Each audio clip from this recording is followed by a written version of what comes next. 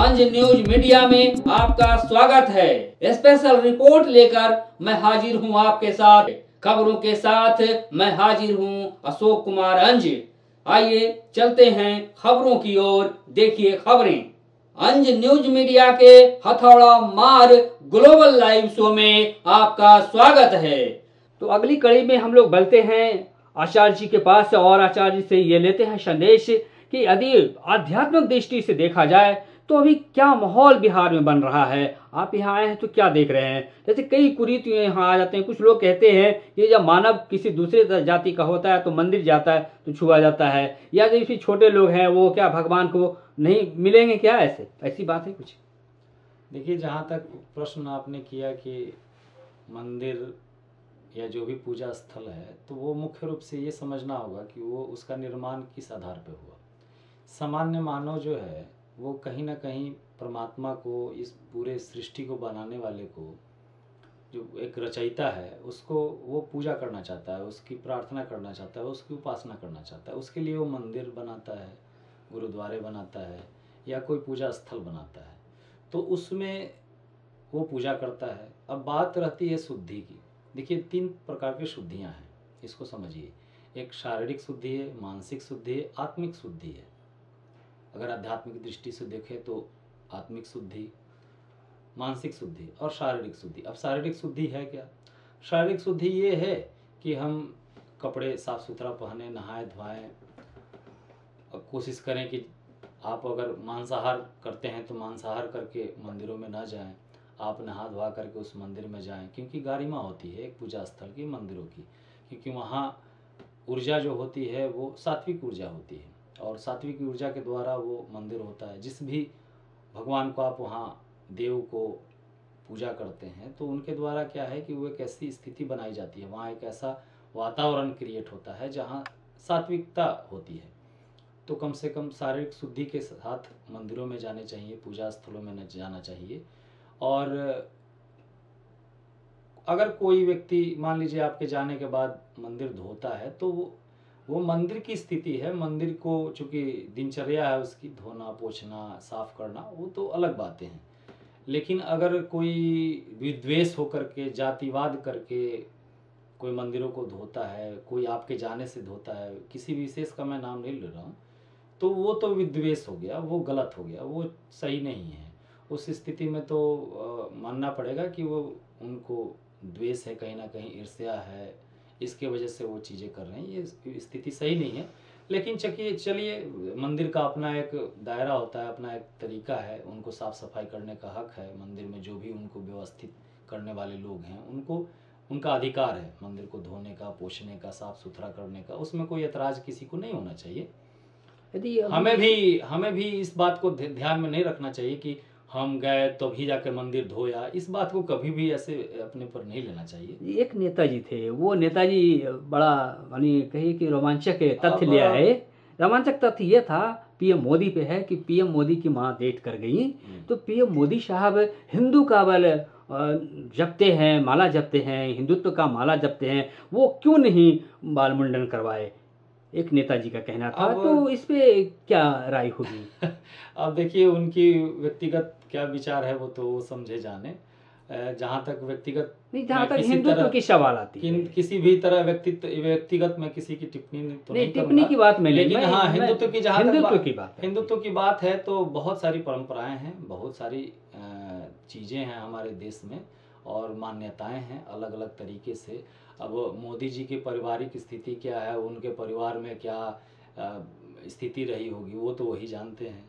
अब मुंडन किए क्यों नहीं किए, वो तो पर्सनल व्यक्तिगत हमारे आदरणीय प्रधानमंत्री जी हैं, तो वो समझ सकते, वो बता सकते इसके विषय में।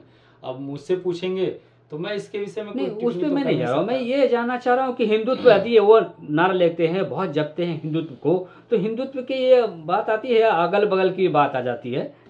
हिंदुत्व की ऐसा नहीं है कि बाल नहीं मुड़ा लेने से हिंदुत्व कोई खतरे में पड़ गया है, या बाल नहीं मुड़ा लिए तो हिंदुत्व हमारा खत्म हो गया है। नहीं, खतरे संस्कार की बात होती है। हाँ, जहाँ तक ये संस्कार की बात, जहाँ तक 16 संस्कारों में अंत्येष्टि संस्कार की बात है, तो उसमें अलग अलग विवरण है कि भाई अंत्येष्टि के बाद बाल मुंडाने चाहिए, ऐसे शास्त्रों में भी मिलते हैं। तो बाल मुंडाने के पीछे यही है, शोक संदेश व्यक्त करने का तरीका होता है। बिल्कुल सही बात। तो चूंकि अब वो देश के प्रधानमंत्री हैं, उनके कार्य विशेष हैं, उनके पास बहुत सारे ऐसे वर्क हैं, पूरी दुनिया में उनको जाना है, घूमना है, देखना है, तो उन्होंने बाल मुंडन नहीं कराया। इसमें इसको बहुत बड़े राजनीतिक चीज़ों को नहीं लेना चाहिए। बिल्कुल। तो मेरी भी माता जी गुजरी थी, तो मैंने भी बाल मुंडन तो कराया था, लेकिन हमने चोटी रखा था। तो ऐसा नहीं है मैं नहीं भी करा सकता था, हमारे ऊपर निर्भर करता है कि हम क्या मानते हैं, लेकिन हाँ ऐसा देखा जाता है। आपके साथ मैं हाजिर हूँ अशोक कुमार अंज। संस्कार के तौर पे देखा जाता है, इसको बहुत बड़ी चीज नहीं माना जाता है। बिल्कुल। लेकिन अब तो थोड़ा हम अगली की तरफ चलते हैं, हम गुरुकुल की तरफ चलते हैं। पहले गुरुकुल की शिक्षा हुआ करती थी, जो बेहतर शिक्षा माना जाता था। आज स्कूलिंग शिक्षा हो गई है। तो गुरुकुल की शिक्षा और स्कूलिंग शिक्षा में आप कहाँ डेवलप देख रहे हैं? देखिए, स्कूली शिक्षा जो जिस रूप में चल रहा है उस रूप में परिवर्तित करना होगा, और गुरुकुलीय जो शिक्षा है उसको समाहित करना होगा। दोनों चीज़ को लेना होगा। सबसे पहले तो हमारे देश में आपको पता होना चाहिए कि अंग्रेजों के पहले लगभग 7 लाख से ऊपर गुरुकुल हुआ करते थे। तो गुरुकुल की शिक्षा में बेसिक अंतर ये होता था आज की शिक्षा में कि गुरुकुलों में हर प्रकार की शिक्षा दी जाती थी। आपको कार्य करने से लेकर के, विद्या से लेकर के, विद्या अध्ययन, सामाजिक कार्यों को लेकर के, देश के राजनीतिक कार्यों को लेकर के खबरें दिन भर की आपके साथ प्रस्तुत है। गुरुकुल जो है वो एक ऐसा माध्यम है, चूँकि मैं भी अभी 15 साल गुरुकुलीय शिक्षा दीक्षा में रहा हूँ और मॉडर्न एजुकेशन भी मैंने किया है। मैं पोस्ट ग्रेजुएट भी किया हूँ। तो मैंने खास अंतर ये देखा कि जो संस्कार की बात होती है ना, वो गुरुकुलीय शिक्षा में सबसे ज़्यादा संस्कार की बात चलती है। कैसे उठना है, कैसे बैठना है, कैसे खाना है, कैसे पीना है, माता पिता के साथ कैसा संबंध होना चाहिए, हमारे देश के साथ कैसा संबंध होना चाहिए, हमारा कर्तव्य क्या है, हमें बड़ों के साथ कैसे व्यवहार करना है, कैसे बात करना है, हमारे गुरुजनों के साथ कैसा संबंध होना चाहिए, कैसा व्यवहार होना चाहिए। इन सारे चीज़ों को गुरुकुलीय शिक्षा में समाहित किया जाता है, जिससे आपका शिक्षा के साथ साथ, बौद्धिकता के साथ साथ आपका व्यक्तित्व का भी निर्माण होता है। और आपको पता होना चाहिए कि जितना ज़्यादा हमारा व्यक्तित्व का निर्माण होगा, व्यक्ति निर्माण से राष्ट्र निर्माण की एक कड़ी है। तो जितना ही हमारा ज़्यादा व्यक्तित्व बढ़ेगा, ऊंचा होगा, उच्च स्तर का होगा, वैसा ही हमारा राष्ट्र भी उच्च स्तर का बनेगा। तो इसलिए आज की स्कूली शिक्षा के साथ साथ गुरुकुलीय शिक्षा को समाहित करना होगा। लेकिन मेरा ये कहना है, गुरुकुल जो शिक्षा है उस शिक्षा को सरकार क्यों नहीं बढ़ावा दे रही है? गुरुकुल सबसे बड़ी बात है कि जो लोग भी सरकार में हैं, किसी भी स्तर पे, चाहे वो विधायिका हो, न्यायपालिका हो, कार्यपालिका हो, इन सब में जो लोग भी हैं, कहीं ना कहीं 90%, 99% वैसे लोग भरे हुए हैं जो स्कूली शिक्षा से गए हुए हैं। गुरुकुलीय शिक्षा से बहुत कम लोग गए हुए हैं। तो जाहिर सी बात है, संख्या बल के आधार पर अगर हम कहें तो धीरे धीरे अगर गुरुकुलीय शिक्षा के लोग जाएंगे तो जाहिर सी बात है कि गुरुकुल शिक्षा को बढ़ावा देंगे। तो अभी चूंकि हम लोग 200 वर्षों से अंग्रेजों के जो मानसिक गुलामी है उससे निकल नहीं पाए हैं किसी न किसी रूप में। इससे निकलना जरूरी है, और लगभग हर फील्ड के लोग कहीं ना कहीं मानसिक गुलामी है। यही वजह है कि हम अपने वस्त्रों को लेकर के, अपने शिक्षाओं को लेकर के आज भी हम वही गुलामी लगाए हुए हैं। 1835 में जो मैकाले ने शिक्षा की पद्धति बनाई कि भाई इनको भारतीयों को जो है मानसिक गुलाम बना, वही कहीं ना कहीं गुलामी है हमारे अंदर, जिसकी वजह से हम इस तरह की चीज़ों को निगल नहीं पाते हैं कि गुरुकुलीय शिक्षा हो हर जगह, ऐसा हम सोच नहीं पाते हैं। तो बड़े स्तर पर तो सोचना होगा, एक दो व्यक्तियों के सोचने से नहीं होगा। सिर्फ प्रधानमंत्री मोदी जी और योगी जी और परम पूज्य स्वामी जी महाराज के सोचने से नहीं होगा। प्रत्येक व्यक्ति को सोचना पड़ेगा कि आने वाले समय में हर जगह पर, चाहे वो प्राथमिक विद्यालय हो, चाहे वो विश्वविद्यालय हो, सब जगह पर गुरुकुलीय जो व्यवस्था थी, संस्कार थे, उनको समाहित करना बेहद ही आज के समय में जरूरी हो गया है। और इससे हमारा व्यक्तित्व निर्माण होगा, हमारे परिवार की कटुता खत्म होगी, हमारे परिवार में एक अच्छे संबंध स्थापित होंगे, क्योंकि शिक्षा के साथ साथ व्यवहार की शिक्षा भी बहुत जरूरी है हम सभी के लिए। आपके साथ मैं हाजिर हूं अशोक कुमार अंज। लेकिन इस बदलते दौर में, डिजिटल दौर में, तो डिजिटल दौर जो है इसमें हम ये जानना चाहेंगे कि लोग वर्चुअल कर रहे हैं पढ़ाई लिखाई, तो ये वर्चुअल को आप किस नज़रिए से देखते हैं? आदि स्कूली शिक्षा, गुरुकुल शिक्षा से आदि देखा जाए अलग हट करके, तो बदलते देखिए, दौर में। बात यहाँ सिद्धांत की है। गुरुकुली वर्चुअल शिक्षा हो या कोई भी शिक्षा हो, आप ये बताइए, वर्चुअल शिक्षा में क्या अपने माता पिता को आप सम्मान नहीं देना चाहेंगे? क्या अपने गुरुजनों को सम्मान नहीं देना चाहेंगे? क्या समाज में जुड़ करके नहीं रहना चाहते हैं? क्या अपने आसपास, अपने आस पड़ोस के लोगों के साथ अच्छे संबंध नहीं करना चाहते हैं? चाहते हैं या नहीं चाहते हैं? तो इसका प्रश्न है कि सब लोग चाहते हैं कि अच्छे व्यवहार हो, अच्छे संबंध हो, अच्छे तरीके से हम जीवन जिएं, अच्छे शैली बनाएं, एक अच्छे नागरिक बने, अच्छी आदतें डालें, स्वास्थ्य सबके अंदर में हो, योग की बल सब में हो। तो ये सब चीज़ कहाँ मिलेगा? आज के स्कूल में तो मिल नहीं रहा है। गुरुकुल के जरूर, गुरुकुलीय जो शिक्षा में है वो कहीं ना कहीं इन सब चीज़ों में समाहित है। मैं इसी चीज़ में एक चीज़ और लेना चाहूँगा आचार्य जी, इसमें कहा जाता है कि एक भी स्मार्ट क्लासेस भी ये चालू हो रहे हैं। हाँ, तो गुरुकुल में ऐसा नहीं है कि गुरुकुल में स्मार्ट क्लासेस की ज़रूरत नहीं है। हम लोग भी कंप्यूटर जानते हैं, कंप्यूटर में कैसे क्या करना है वो सब कुछ समझते हैं। हम लोग भी गुरुकुल में पढ़े। मैंने वही कहा कि दोनों का समाहित होना चाहिए। अंग्रेजी भी आना चाहिए उतनी ही अच्छी हिंदी भी आनी चाहिए, उतनी ही अच्छी संस्कृत भी आनी चाहिए। तीनों भाषाओं को सीखने में कोई एतराज़ नहीं है। और गुरुकुलीय शिक्षा में हम लोग तो ऐसे देते हैं कि लगभग जो आपका बच्चा 1-2 साल का हो जाता है तो लगभग तीनों भाषा के ऊपर उसको कम से कम बोलने ढंग का आ जाता है। तीनों भाषा में आप बोल सकते हैं। तो इस तरह का एक करिकुलम लेकर के आ सकते हैं हर जगह पर कि भाई गुरुकुलीय शिक्षा के द्वारा और मॉडर्न एजुकेशन को दोनों को मिला करके, बना करके, और आप अपने जगहों पर, अपने इलाकों में, अपने प्राथमिक विद्यालयों से लेकर के विश्वविद्यालय तक इसको लागू किया जाए।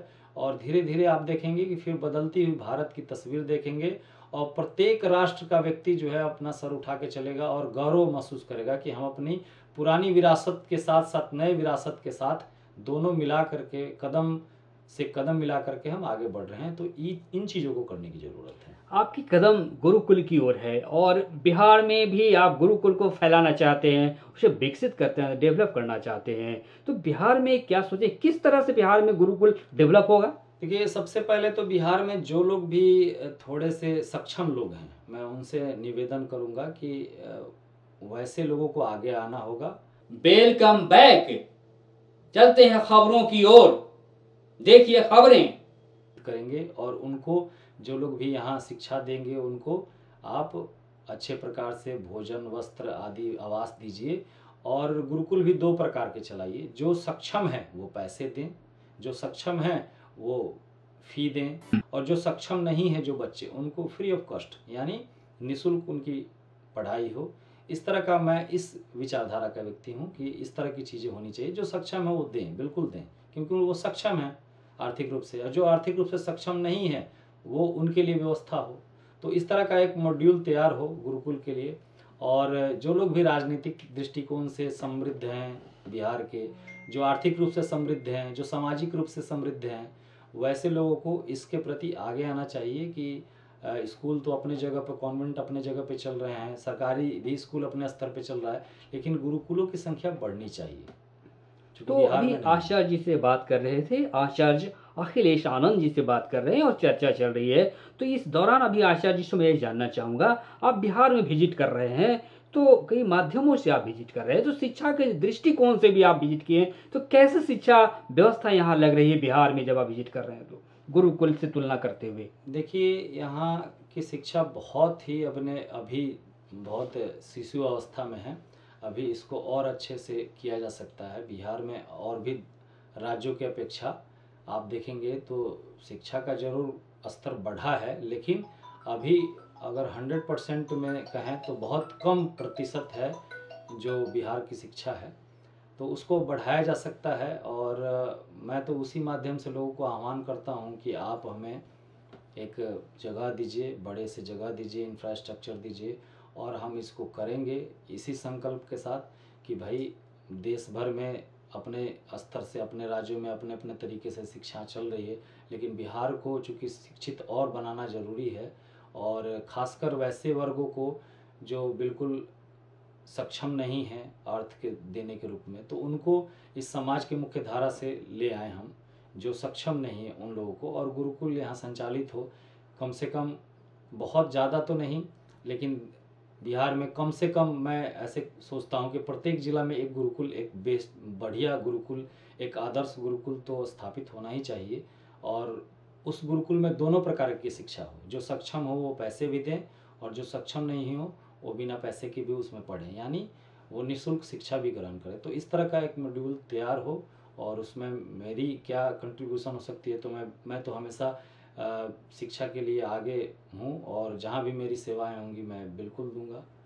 तो अभी आचार्य जी से आप सुन रहे थे कि बिहार में इन्होंने गुरुकुल को भी विकसित करने के लिए सोच रखे हैं और ये चाह रहे हैं कि बिहार में कुछ करूं और कुछ नई उपलब्धि के साथ मैं बिहार में अपना भी भूमिका अदा करूं। तो चलते चलते हम चाहेंगे कि आदि गुरुकुल और स्कूलिंग व्यवस्था को देखते हुए आपका क्या संदेश होगा बिहार वासियों के लिए? मैं तो यही संदेश देना चाहता हूँ कि बिहार से जो भी बाहर लोग हैं, खासकर वैसे लोग जो बहुत पैसे सक्षम है, पैसे से सक्षम है, चाहे विदेश में हो चाहे बड़े बड़े शहरों में हो, वो कम से कम अपने यहाँ, अपने गांव में, अपने ज़िले में इस चीज़ों को लेकर के जो लोग भी आपसे संबंधित, जो विद्वान लोग हैं, जो आचार्य हैं, जो शिक्षक हैं, उनको एक प्रेरित कीजिए, तैयार कीजिए, और कि आपको एक गुरुकुल बनाना है, गुरुकुल में एक शिक्षा देना है। इस तरह से एक तैयारी के साथ आप आएँ और उसको तैयार करें, राजनीतिक दृष्टिकोण से भी, सामाजिक दृष्टिकोण से, आर्थिक दृष्टिकोण से भी।